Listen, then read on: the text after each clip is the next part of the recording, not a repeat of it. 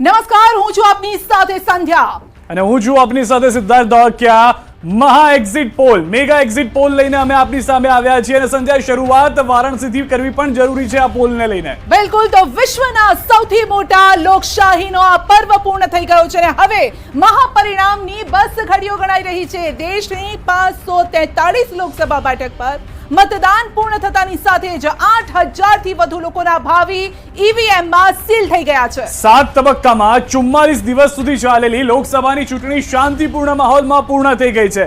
હવે 4 જૂને આવનાર પરિણામની રાહ જોવાઈ રહી છે।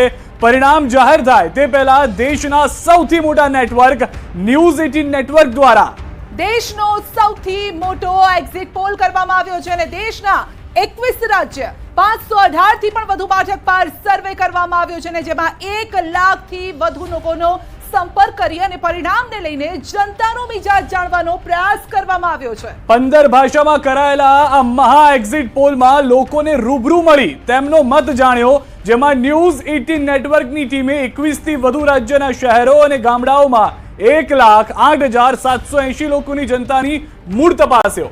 બિલકુલ, તો આ જનતાનો મૂળ તપાસવાનો પ્રયત્ન કર્યો છે। એક લોકસભા બેઠકની અંદર 7 માંથી 3 વિધાનસભા બેઠક પર પહોંચી અમારી ટીમ અને જનતાનો મૂળ જાણ્યો છે અને આ વખતની ચૂંટણીમાં કયા મુદ્દાઓ હાવી રહ્યા છે, લોકોએ કયા મુદ્દાઓને ધ્યાનમાં રાખીને મતદાન કર્યું છે અને કયા મુદ્દા પર લોકોએ આગામી સરકાર બનાવવાનું નક્કી કર્યું છે, તે તમામ મુદ્દાઓ પર દેશનો મિજાજ જાણવાનો પ્રયાસ કર્યો છે। ત્યારે હવે તમારે 4 જૂન સુધી પરિણામની રાહ નહીં જોવી પડે। અમે તમારા માટે લઈને આવ્યા છીએ સૌથી લેટેસ્ટ, સૌથી સચોટ ન્યૂઝ 18 નો મહા એક્ઝિટ પોલ। બિલકુલ, મહા એક્ઝિટ પોલ એટલે કે પરિણામ પહેલા જ આ પરિણામની ચર્ચા થશે। કયા રાજ્યમાં કોની સરકાર, કોણ બની રહ્યું છે અને જે સરકાર છે તેની જ પાર્ટી શું ફરી એક વખત તેના સાંસદો જીતીને આવશે, તે પણ એક મોટો સવાલ છે। તમામ મુદ્દાઓ પર આજે આપણે ચર્ચા પણ કરવાના છે। પરિણામ પહેલા પરિણામની ચર્ચા।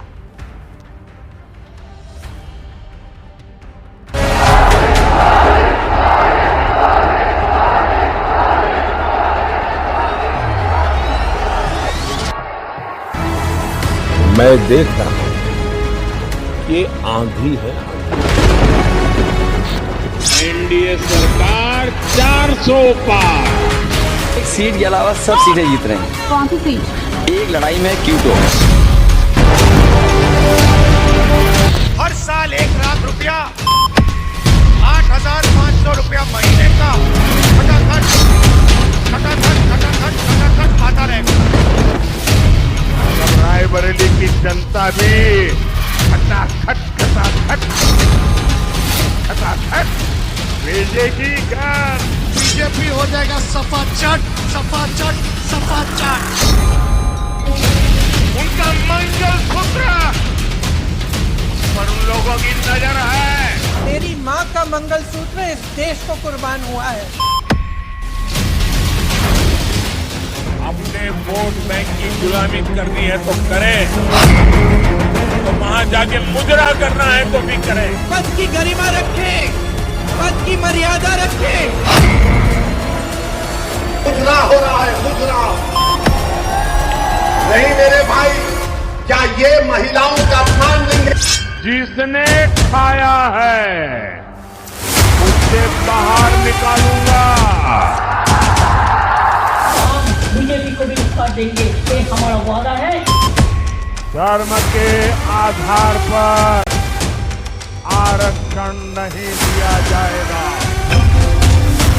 तुम्हारे पास परिवार नहीं है, तुम हिंदू भी नहीं है। 140 करोड़ देशवासी वही मेरे वारिस है।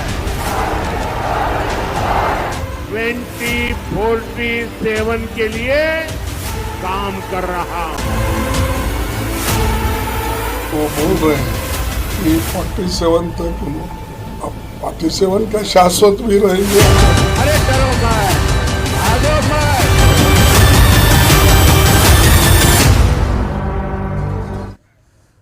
તો એક્ઝિટ પોલ આવે તે પહેલા ઇન્ડિયાને લઈને બેઠક મળી હતી। ઇન્ડિયા ગઠબંધનની આ બેઠકમાં મલ્લિકાર્જુન ખડગે પણ હાજર રહ્યા હતા અને આ બેઠક બાદ કોંગ્રેસ અધ્યક્ષ મલ્લિકાર્જુન ખડગે નવો નારો આપ્યો છે 295 પાર થશે ઇન્ડિયા અલાયન્સ તેવી વાત કરવામાં આવી છે।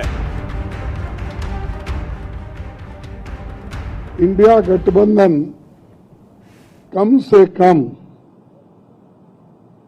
295 सीटें प्लस 295 से ज्यादा आएंगे, कम तो नहीं आएंगे।